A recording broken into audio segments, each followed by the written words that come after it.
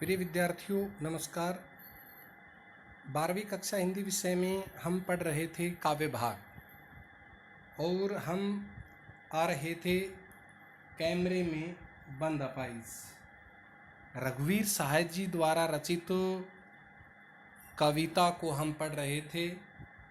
प्यारे बच्चों, इससे पहले हमने कविता का सार, कविता का भाव पढ़ा और हमने बताया कि किस तरह से मीडिया कर्मियों द्वारा पैसे कमाने के चक्कर में एक अपाहिज और दिव्यांग के साथ किस तरह का बर्ताव करते हैं। ये नहीं सोचते कि ये दिव्यांग है, इसका अपना दर्द है। पैसे के लिए व्यावसायिक क्रूरता के कारण उसे बेतुके प्रश्न पूछे जाते हैं और उसे रुलाने की कोशिश की जाती है ताकि कार्यक्रम सफल बने। प्यारे बच्चों, कैमरे में बंद अपाहिज कविता में हमने आपको बतला दिया था पहले ही दूरदर्शन कर्मियों की जो क्रूरता का एक संवेदनशील यानी कि संवेदनहीनता कहेंगे कि उसका चित्रण इसमें मिलता है। मीडिया कर्मी अपने कार्यक्रम को सफल बनाने के लिए, आकर्षित बनाने के लिए, बिकाऊ बनाने के लिए मानवीय दुख दर्द को खोलकर इसमें दिखाया जाता है। अपाहिजों को कैमरे के सामने लाकर उनसे बड़े क्रूर प्रश्न पूछे जाते हैं। उनके सोए हुए दर्द को जानबूझकर ताज़ा किया जाता है। मीडिया की कोशिश होती है कि अपाहिज व्यक्ति अपने दर्द से और दर्शक करुणा से रो पड़ें। इस प्रकार उनका कार्यक्रम रोचक बन जाता है। कवि ने मीडिया की इस व्यावसायिक क्रूरता पर गहरा कटाक्ष व्यंग किया है। कवि स्वयं मीडिया से जुड़ा हुआ व्यक्ति है और उन्होंने बताया कि किस तरह से मीडिया कर्मी अपने कार्य का लाभ उठाने के लिए वे किस प्रकार से व्यक्ति को ला करके ये नहीं सोचते कि हम ये गलत कर रहे हैं, लेकिन अपने कार्यक्रम की सफलता का चक्कर उनके दिमाग में रहता है। तो प्यारे बच्चों, हम यहाँ पर पढ़ रहे थे, हमारी जो कविता है इसका हमने पहला पैरा कर लिया था और पहले पैरे के बारे में हमने बता भी दिया था आपको। कैमरे में बंद अपाहिज, कैमरे का मतलब ये हुआ कि मीडिया कर्मियों द्वारा किसी स्टूडियो में एक अपाहिज को लेकर के उससे द्वारा पूछे गए प्रश्न हम दूरदर्शन पर बोलेंगे। मीडिया कर्मी कहते हैं कि हम दूरदर्शन पर बोलेंगे। दूरदर्शन देखो कैसे लिखा जाता है, प्रदूषण बड़ा ऊ की मात्रा और दूरदर्शन दू में बड़ा ऊ की मात्रा। अक्सर हमारे से प्रदूषण भी गलत लिखा जाता है, तो ध्यान दें इस बात के लिए। प्रदूषण पर दूरदर्शन पर बोलेंगे हम समर्थ शक्तिवान, हम एक दुर्बल को लाएंगे। मीडिया कर्मी कहते हैं कि हम इस तरह से एक दुर्बल को अपने स्टूडियो में लेके आएंगे, एक बंद कमरे में, यानी कि स्टूडियो के सामने उसे बंद कमरे में उससे विभिन्न प्रकार के प्रश्न पूछेंगे। उससे पूछेंगे, देखो पूछेंगे कैसे लिखा जाता है, एक एक शब्द को ध्यान में रखिए प्यारे बच्चों। उससे पूछेंगे तो आप क्या अपाहिज हैं, प्रश्नात्मक शैली, इसको कहते हैं प्रश्नात्मक शैली, प्रश्नवाचक चिन्ह पीछे लगा हुआ है। उससे पूछेंगे तो आप क्या अपाहिज हैं और तो आप क्यों अपाहिज हैं। बेतुके प्रश्न हैं ये पूछ रहे हैं मीडिया कर्मी। आपका अपाहिजपन तो दुख देता होगा, देता है, दोनों बातें की देता होगा। इस प्रकार के व्यंग है ये, यानी कि दुख दर्द तो होता ही है अपाहिज को। कैमरा दिखाओ इसे बड़ा बड़ा, इसके सामने कैमरा करिए। मीडिया कर्मियों द्वारा बात को और प्रभावशाली बनाने के लिए या कवि के द्वारा उसे बात को जो है कोमा में बंद करके दर्शाया गया है। हाँ, तो बताइए आपका दुख क्या है, ये मीडिया कर्मी पूछ रहे हैं अपाहिज से, दिव्यांग से। जल्दी बताइए, वह दुख बताइए, वह दुख बताइए। वह दुख बता नहीं पाएगा, वह दुख बताइए जो आपको पीड़ा देता है, वह नहीं बता पाएगा। प्यारे बच्चों, कभी अपाहिज अपने दुख दर्द को कैसे बताएगा, दुखी है, परेशान है। और ये संवेदनहीनता पर एक मतलब क्रूरता है, संवेदनहीनता भी है और क्रूरता भी है। आगे चलते हैं, यहाँ तक हमने पढ़ लिया था इससे पहले वीडियो में और अब हम पढ़ते हैं। सोचिए, बताइए आपको अपाहिज होकर कैसा लगता है। उससे पूछते हैं आपको अपाहिज होकर के कैसा महसूस होता है, कैसा लगता है, आप कैसा सोचते हैं, आपके मन के भाव किस प्रकार से हैं, कैसा यानी कैसा लगता है। हम खुद इशारे से बताएंगे कि क्या ऐसा, यानी कि और अधिक बात को उसको उकसाने के लिए, दिव्यांग को यानी कि अपाहिज को उकसाने के लिए और उसे बताने लग गए कि ऐसे ऐसे बताइए। आप खुद इशारे से बताएंगे क्या ऐसा, सोचिए। उससे कहते हैं सोचिए एक बार, यानी कि उसको कमरे में बंद करके सोचिए, बताइए, थोड़ी कोशिश करिए, एक बार बोलिए। यह अवसर खो देंगे आप, इस प्रकार के प्रश्न पूछते हैं।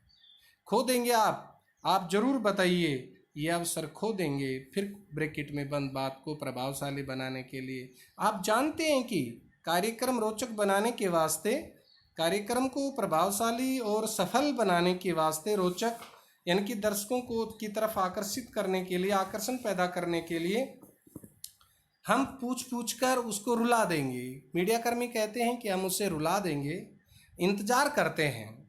ये मुक्तक छंद है, इसमें तुकांत नहीं बनता, तुकांत है, एक कहानी की तरह से कविता है।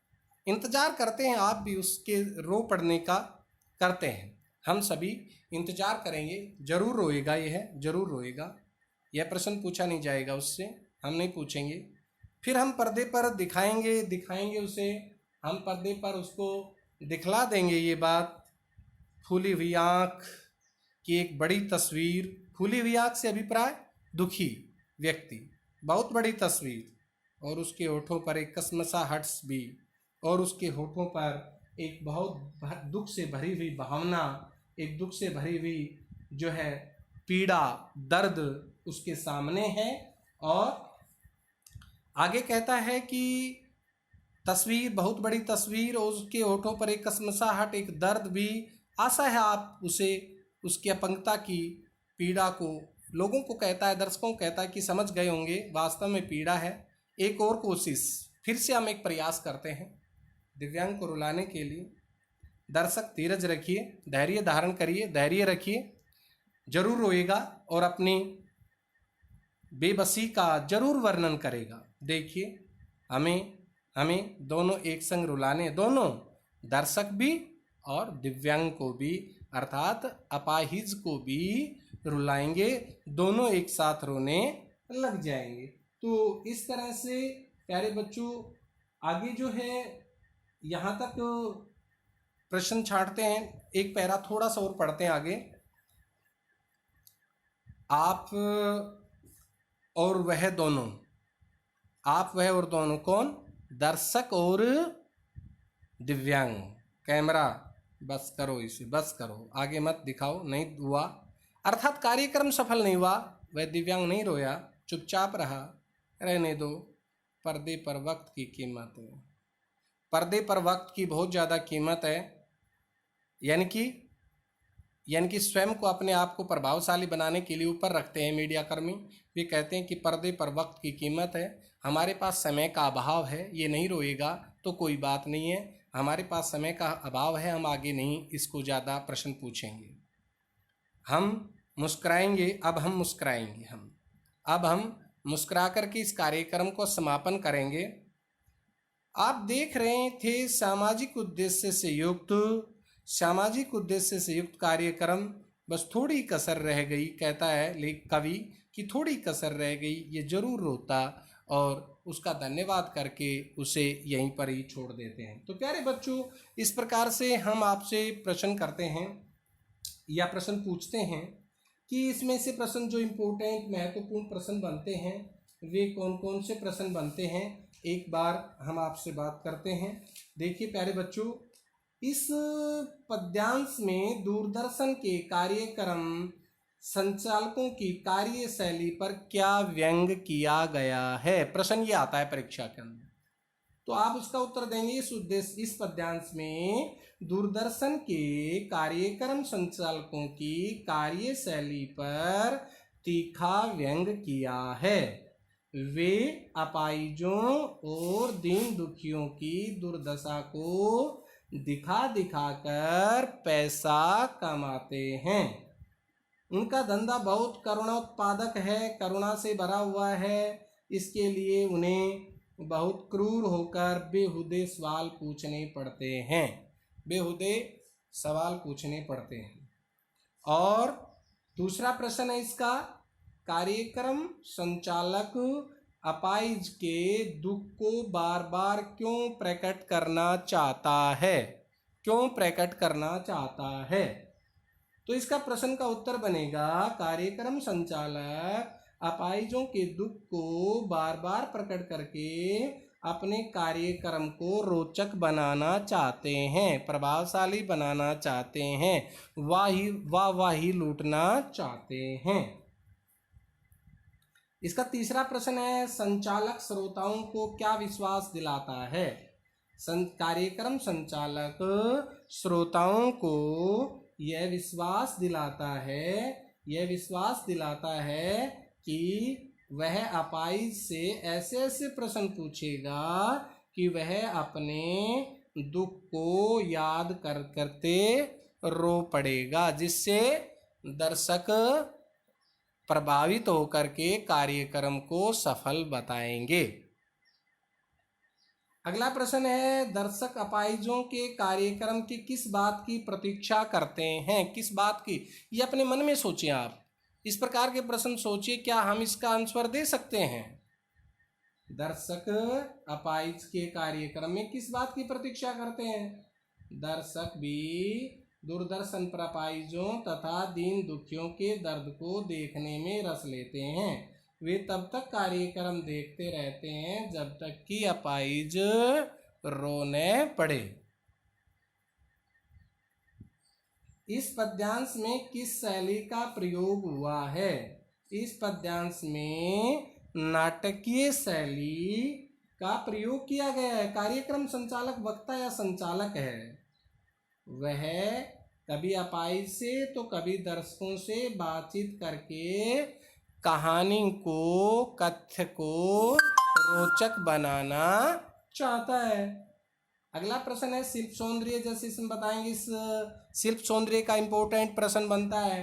इसमें मीडिया कर्मियों की हृदयहीन कार्यशैली पर प्रकाश डाला गया है। एक तो भाव की बात बताएंगे शिल्प सौंदर्य में, भाषा अत्यंत सरल है, कोष्टांकित वाक्यों का प्रयोग करके बात का नया प्रयोग किया गया है।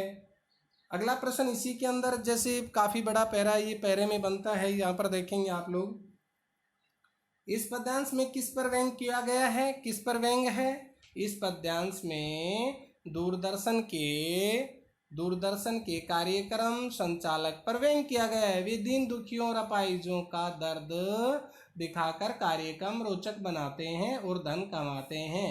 यह एक क्रूर व्यवसाय या व्यापार बनता है। इसके बाद में अगला प्रश्न है, इसी के अंदर से देखेंगे, कार्यक्रम संचालक पर्दे पर फूली हुई आँख की तस्वीर क्यों दिखाता है? फूली हुई आँख की तस्वीर इससे पहले पैरे में है। इससे पहले पैरे में वह संचालक पर्दे पर फूली हुई आँख इसलिए दिखाता है ताकि वह लोगों के सामने अपाहिजों के दर्द को बढ़ा चढ़ाकर दिखा सके। उसका उद्देश्य कार्यक्रम को प्रभावी बनाना है। अपाहिजों के दुख दर्द से उसका कोई लेना देना नहीं है। अगला प्रश्न है इसी के अंदर, कार्यक्रम संचालक एक साथ किन दोनों को रुलाना चाहता है और क्यों? कार्यक्रम संचालक अपाहिज और दर्शकों, यही बताया था हमने आपको, दोनों को, अपाहिज और दर्शकों दोनों को एक साथ रुलाना चाहता है। कार्यक्रम संचालक किस बात को असफल रह गया? किस बात में असफल रह गया कार्यक्रम? ये लास्ट में आता है, असफल रह गया है। वह किस बात से असफल रह गया? वह कार्यक्रम संचालक को ऐसा लगा कि उसका बहुत कोशिश के बावजूद अपाहिज अपने दुख दर्द को पूरी तरह रोकर दिखा नहीं सका। उसके आंसू नहीं आए, वह जोर जोर से नहीं रोया, करुणा का सागर नहीं बहा, इसलिए वह मनवांछित प्रभाव पैदा नहीं कर सका। इसके बाद में है, संचालक किस बात पर मुस्कुराता है? संचालक, कार्यक्रम संचालक अंत में अपाहिज के दुख दर्द से द्रवित होने की बजाय मुस्कुराता है। उसे इस बात की खुशी है कि उसका उद्देश्य कुछ सीमा तक सफल रहा। सफल नहीं उसका, लेकिन मानता है वह, अब कार्यक्रम हमारा सफल रहेगा। तो इस प्रकार से प्यारे बच्चों इसके भाव सौंदर्य, शिल्प सौंदर्य, बहुत सारे और भी प्रश्न बनते हैं, उनको आप देखेंगे। और एक बार अभ्यास के ऊपर नज़र डालते हैं। कविता में कुछ पंक्तियाँ कोष्टक में रखी गई हैं, कोष्टक में रखी गई है। आपकी समझ में इसका क्या औचित्य है, क्या मतलब है? इस कविता में कुछ पंक्तियां कोष्टक में रखी गई हैं। ये पंक्तियां इसलिए अलग रखी हैं क्योंकि ये अलग अलग लोगों को संबोधित है। जैसे कैमरामैन को कहा गया है, कैमरा दिखाओ इसे बड़ा बड़ा, कैमरा बस करो, नहीं हुआ रहने दो, पर्दे पर वक्त की कीमत है। ये कैमरे वाले को कह रहा है ये बात। कुछ पंक्तियां दर्शकों को संबोधित है, जैसे हम खुद इशारे से बताएंगे कि क्या ऐसा है, यह प्रश्न पूछा नहीं जाएगा। कुछ संवाद अपने आप में रह गए, ये मानुष के कथ्य की शैली का, जैसे वह अवसर खो देंगे, वह थोड़ी कसर रह गई, इस प्रकार से। दूसरा प्रश्न काफ़ी इम्पोर्टेंट है प्यारे बच्चों, इसका अनेकों रूपों में आता है, बदल बदल कर। कैमरे में बंद अपाहिज करुणा के मुखौटे में छिपी क्रूरता। देखो क्रूरता कैसे लिखा जाता है। ये प्रश्न अलग अलग तरीके से आता है, इसको ध्यान रखना है, इम्पोर्टेंट प्रश्न है कि कविता विचार कीजिए। कैमरे में बंद अपाहिज, इसका उत्तर हम देंगे। कैमरे में बंद अपाहिज कार्यक्रम करुणा दिखाने के लिए बनाया गया है, किंतु उसमें करुणा का बनावटी मुखौटा है। उद्देश्य अपने चैनल के लिए एक बिकाऊ कार्यक्रम बनाना है। अपाहिज से जो बेहुदे प्रश्न पूछे गए हैं उनमें करुणा नहीं क्रूरता दर्शाई गई है। जैसे आप क्या अपाहिज हैं, क्यों अपाहिज हैं, अपाहिज दुख देता होगा, अपाहिजपन आपको दुख देता होगा, दुख क्या है, अपाहिज होकर कैसा लगता है। इन प्रश्नों में कहीं भी करुणा का भाव नहीं है। अपाहिज से कहा जा रहा है कि कोशिश कीजिए अन्यथा यह अवसर खो देंगे। मानो इस अवसर को पाकर उसका अपाहिजपन दूर हो जाएगा।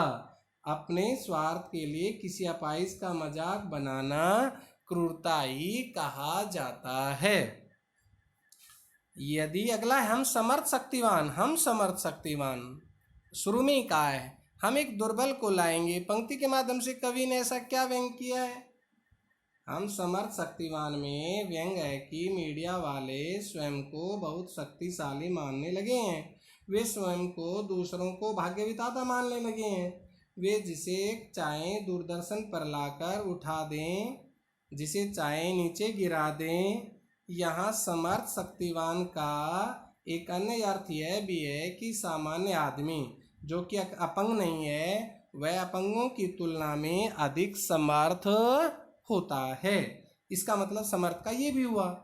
दुर्बल को लाएंगे में दया, एक बेबसी, एक प्रदर्शन का भाव है। इसमें यह बात दर्शाई जाती है कि मीडिया वाले किसी अपाहिज को सबके सामने उसका तमाशा बनाने के लिए, उस पर टीका टिप्पणी करने के लिए, विश्लेषण करने के लिए तथा उसका मजाक बनाने के लिए लाएंगे। मानो शक्तिशालियों के बीच दुर्बल को खड़ा करना कोई तमाशा या खेल नहीं है। अगला इंपॉर्टेंट प्रश्न है, यदि शारीरिक रूप से चुनौती का सामना कर रहे इंपॉर्टेंट व्यक्ति को दर्शक दोनों एक साथ रोने लगेंगे तो उसमें प्रश्नकर्ता का कौन सा उद्देश्य पूरा हो जाएगा, यानी कि उसका मीडिया का कार्यक्रम सफल हो जाएगा। यदि कोई अपंग, उसका उत्तर ये बनेगा प्यारे बच्चों, यदि कोई अपंग और दर्शक दोनों एक साथ रोने लगे तो प्रश्नकर्ता को लगेगा कि उसने कार्यक्रम को बहुत भावनापूर्ण और करुणापूर्ण बना लिया है। वह उस कार्यक्रम के माध्यम से अपंगों के जिस दुख दर्द को छलकाना चाहता है वह पूरी तरह छलक गया, ये मानता है वह, जबकि हुआ नहीं ऐसा। यहाँ तक कि वह दर्द दर्शक की आंखों में उमड़ भी पड़ा। इससे सफल कार्यक्रम का वास्तविक उद्देश्य है जनता का ध्यान खींच पाने में समर्थ होना, ताकि उसे देखने के लिए अधिक का अधिक, ज़्यादा से ज़्यादा लोग दर्शक सामने आए और कार्यक्रम निर्माता को भरपूर कमाई हो। पर्दे पर वक्त की कीमत है, ये प्रश्न पिछली बार परीक्षा में आया था, बार बार आता है, 2 साल तक लगातार आ रहा है।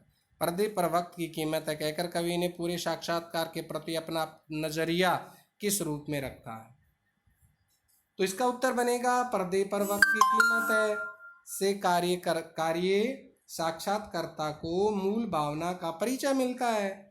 साक्षात्कारकर्ता के लिए दूरदर्शन के पर्दे पर कार्यक्रम दिखाने के बदले जो पैसा लगता है उसकी कीमत अधिक है। अपंग का दर्द जानने की कम है इसमें। वास्तव में ये पैसा पाने के लिए जो अपंगता दिखा रहा है, कवि का व्यंग यह है कि आप व्यावसायिकता बहुत हावी हो गई। दूरदर्शन पर दिखाई जाने वाली करुणा हो या वेदना सब नगण्य हैं, सार्थक केवल धन है, धन कमाना, इसमें ये दर्शाया गया। और इसके बाद कविता के आसपास प्रश्न हैं प्यारे बच्चों, ये करने हैं। यदि आपको शारीरिक चुनौती का सामना कर रहे किसी मित्र या परिचित दोनों को करवाना हो तो किन शब्दों में करवाएंगे, ये आपके ऊपर प्रश्न, ये आप अपने अनुसार इसका उत्तर दे सकते हैं। आप इसमें बता सकते हैं कि ये मेरे मित्र जो कोई भी हो, उसके स्कूल कक्षा में बाहर उनके छात्र है, बहुत मेधावी परिश्रमी विद्यार्थी है, विद्यालय में सर्वाधिक अंक प्राप्त करता है, किसी सड़क दुर्घटना में ये हो गया, कोई भी वर्णन कर सकते हैं। सामाजिक उद्देश्य से युक्त ऐसी कार्यक्रम को देखकर आपको कैसा लगेगा? ऐसे कार्यक्रम को देखकर आपको कैसा लगेगा? सामाजिक उद्देश्य से देखिए, सामाजिक उद्देश्य से युक्त कार्यक्रम का बहाना बनाकर किसी अपाहिज के साथ इस प्रकार की क्रूरता को देखकर हमें प्रश्नकर्ता की बुद्धि पर तरस आएगा और अपाहिज के प्रति करुणा जागेगी। हम अपना रिमोट दबाकर दूसरे चैनल की ओर देखना पसंद करेंगे। तो इस प्रकार से ये इम्पोर्टेंट, और बीच में प्यारे बच्चों और भी बहुत सारे प्रश्न बन सकते हैं। ये प्रश्न आपको देखने हैं, बहुत सारे बन सकते हैं, आपके लिए बहुत ज़रूरी हैं। यदि आप इस कार्यक्रम को दर्शक तो टीवी पर ऐसे कार्यक्रम को देखना है तो अपनी प्रतिक्रिया दूरदर्शन निदेशक को भेजें। ये आपको अपने अनुसार लिखना है। नीचे दिए गए खबर का अंश पर पढ़िए और बिहार की बुधिया की एक काल्पनिक कहानी, यानी कि कोई भी कहानी हो वो अपने विचार से, अपने भाव से एक न्यूज़ बनाने के तरीके से लिखिए। ये सब आपको पढ़ना है प्यारे बच्चों, पढ़ करके समझना है किस तरह से एक न्यूज़ खबर बनती है। और आपके लिए ये कविता बहुत ज़रूरी है, बहुत इम्पोर्टेंट है, और इस कविता को ध्यानपूर्वक पढ़ें, समझें, और इसके बाद इसके प्रश्न हम आपको भेज देंगे। आप अपनी कॉपी में सुंदर सुंदर लिखाई में लिखने का प्रयास करें। अगले वीडियो आने तक के लिए आपको नमस्कार, आपका बहुत बहुत धन्यवाद। पढ़ते रहिए।